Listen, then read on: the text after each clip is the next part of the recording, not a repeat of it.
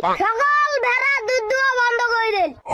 এই কাহিনী দেখি রাজা তো অনেক চিন্তিত। তারপর রাজা ঘোষণা দেয় ওই রাজ্যের সমস্ত ভেড়াক 2টা করে কম্বল দেওয়া হইবে।